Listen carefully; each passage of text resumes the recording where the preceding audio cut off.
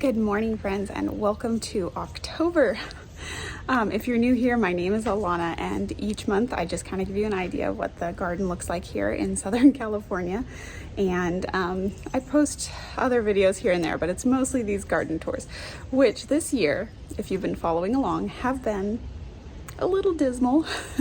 I had a baby in March, and priorities just shift. And so this year was a little bit different than all my previous years in the garden because of what I was and wasn't able to take care of.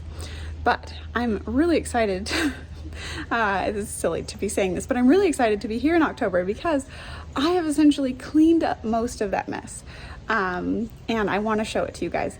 I did not get a lot of footage of it. Well, I didn't really get any footage of it, I guess, really. I started to last week when I was doing like the really big cleanup, but unfortunately, my camera ran out of memory, and when I was already like going, I think it ran out like 2 minutes in, and I just said, forget it, I'm just gonna keep going because it's one of those things that like, if you know, like once you have time and you're going to use it. And I wasn't gonna waste that time going in and like, emptying my memory and like resetting it and everything. So I think I got footage, and maybe I'll show it to you, I don't know, of these trees right here. I was pruning them, and that's it. I think that's all I got. 2 minutes of me just starting to prune the trees. But let me show you what I have around here, and I think there's really not much left to do until November. These two rose bushes, that one right there and that one right there, I probably am going to come in and prune today, just because they got a little out of control. And I actually have another rose bush along the side of the house, actually, now that I'm thinking about it, that also needs to be pruned. But everything else pretty much zipped up, and yeah, I'm just so excited to have it cleaned up.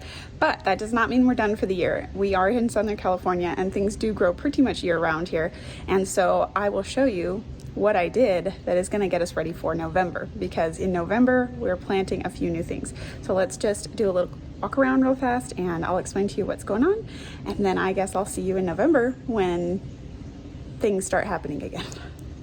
All right, let's see. Okay, so at the end there is a strawberry bed that is a bit of a weedy mess, but it, if you saw it last month, it looks way better now than it did then because I have significantly reduced the amount of weeds in that planter. And my goal here is to actually transplant those strawberries out and then refill the bed, because if you can see how low the soil level is in here, I can actually show you right here. Like it's pretty low. It's all the way down there. So refill the soil level in here, and then I'm not sure if I'm gonna put strawberries back in here because I had feelings about having them here. And then this was the 2 hours it took me. I cleared out these two beds here. If you've been following along for a while now, you will know that there has been basil in this bed. I literally don't even know how long, but for a long time, and it has been huge and overgrown. And while it was a huge draw for the pollinators, I needed this space. So check that out. Completely empty. Both of them, I'm so excited for the potential for these two beds. So I just need to put the irrigation back in, but I'm not going to do that until after I plant, because in 2 weeks, the first week in November, I plan on coming in here and planting my garlic, and I have shallots. And so this is two of the places those are going to go. I bought a lot, and so we're going to see what I'm able to fit. And then I just want to point this out. You guys, things just want to grow. I had this flower up here last year, and one of them, like a seed must have come down. This is wire mesh, then weed tarp, then rock, and that is growing in that. So plants want to live. Okay, this is the next area that I feel like if you've been following along, you're going to be impressed with this. Right here, that's the mystery pepper that was growing forever, 2 years now. I finally pulled that out. And then this was that massive pineapple. When I pulled it out, there was a very healthy pup sitting on the bottom of it, so I yanked that and replanted it. And I don't know, I'm not actually sure if I'm going to leave that there, but I have no plans for this planter currently, unless that turns into a garlic planter, and then I will pull that pineapple and put garlic in there, and I'll put more soil in it. The other pepper that is now gone. The sweet potatoes are gone. Oh, here, let me show you that. So this was one of the things I didn't catch in that footage, is the sweet potatoes. I mean, they're not big, but I did grow some sweet potatoes, and while I was digging out the sweet potatoes, I found a bunch of volunteer potatoes. So I've got a couple of small potatoes. They're just russets, I think. And then all of these sweet potatoes, which, like I said, pretty small, but for a volunteer plant, that's a decent sized bowl of potatoes. All right, everything out of here is pulled except for I've got 2 green onions, which I just realized one of these got smashed by the irrigation. So I'll probably eat those soon enough. We're big green onion fans. But my plan is in 2 weeks, pulling these. I will pull the nasturtium, though there's probably a bunch of nasturtium in here. There's so many seeds that drop from last year. Every time I come in here, I just see more. So this is supposed to be garlic and shallots as well. So also whenever I have a chance and I see this, I pull it. These weeds are getting out of control everywhere. All right, here is the lime tree, and these limes are ready. Matter of fact, they're starting to turn a little bit, so I should probably pick them. Start picking them as I need them. And let's see, now that they're bigger, let's see how many I have. I have 1, 2. Let's see, there's a third one right there in the middle. 4, 5, 6, number 7. I think 7. And we've got some new flowers and some new growth. I saw some new shoots on this actually. Oh, I don't even think we counted that, so I think that's 8. Anyway, so if you've followed along for the last few years, you would know that I have only ever gotten 1 lime off this tree because they keep getting knocked off when the winds come. And I officially have 7 or 8, because I'm not sure if I counted one of those twice, limes this year.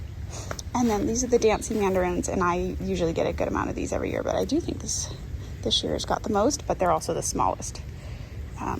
So let's see, 1, 2, 3, 4, 5, 6, 7, 8, 9, 10, 11, 12. I see 13, 14, 15, 16. I see at least 16 on this plant. These are the pineapples, the 2 that are hopefully going to give me a pineapple next year. They're looking super healthy. If anybody's been following along, like, I'm so happy with how these 2 are doing. So we'll see if we get some pineapples in 2025. The hill is still a weedy mess. I think I talked about my plan previously to get rid of all this, and originally I said I was just going to pull all the mulch because that's what the weeds are growing in, but I think I'm actually going to pull the weed fabric as well. I bought new weed fabric. You can see in places like here it's tearing, and so I think my goal is actually to just pull it all up and take the mulch with it. So that's a big project, but everything else is pretty much put to bed. There's a kale plant way down at the end over there. And just because it hasn't gone to seed yet, I left it, but everything else is gone. This is the little lemon tree. It looks like it needs some water, so I'll need to do that today. Actually, so does the orange up there. Looks like it needs water. The, what do you call these? Peaches. The peaches have been pruned back, and now we're just waiting for winter when they drop all their leaves, which you can see is already getting started. And then we will come in and actually shape these trees for next year. The apple trees at the top, I didn't have to prune at all because they're looking pretty good. Maybe a little bit of fine tuning once they lose their leaves. So those apples tend to not lose their leaves, but we have a way around that. I can talk about that in another video. These are the pluots right here, and they are also pruned. Oh, I see a branch that I didn't apparently get over the tree. I need to pull it. This is just all the branches that came down and off the tree. I just threw them right here. So anyway, those I just cut down. All I do in the summer when I prune these, by the way, is I just kind of lop the tops off. Like, I'm just pruning to keep the height down. I'm not pruning to shape them necessarily. And I mean, I'll prune things that are like crossing branches that are going to cause damage and stuff like that, but I won't necessarily go in and take out every branch that's facing the wrong direction. It is just to kind of keep the height down, so that it's more manageable for me. And then when it comes in wintertime, I actually do all that kind of shaping pruning. The avocados are looking good, though it does look like they could use a little more water. And then, like I said, this is all done for the year except for that one kale plant. Okay, so that is it for October. I will insert footage if I manage to record it of me pruning those roses kind of a little before and after because they just desperately need it. But that's pretty much it. I've cleaned things up. The summer is over. I mean, I say summer is over, but I'm being realistic. It's 88 degrees tomorrow, so it's still Southern California, but our summer is over. That is fall for us. But all next week, entering into November, right now, what day is it? Okay, my watch won't show me. I think it's the 24th, I think today. The 25th? 24th? I don't know. Anyway, there's about a week left till November, and next week is supposed to be all in the 70s, which is wonderful. Fall has come. I know for other parts of the countries, you're like, what do you mean fall has come when it's in the 70s? But that is what it's like here. It's so nice. We actually have a couple of nights that the low is forecasted to be in the 40s. So that's exciting. But yes, I'm very excited for cooler weather, for a little fall crop. I do like my favorite times I'm learning as a gardener are to garden in the spring and in the fall. Summer, not my favorite. Even winter, like, I don't know. I guess we don't really get winter here. I mean, we do, but I'm zone 10B, 10A, 10B.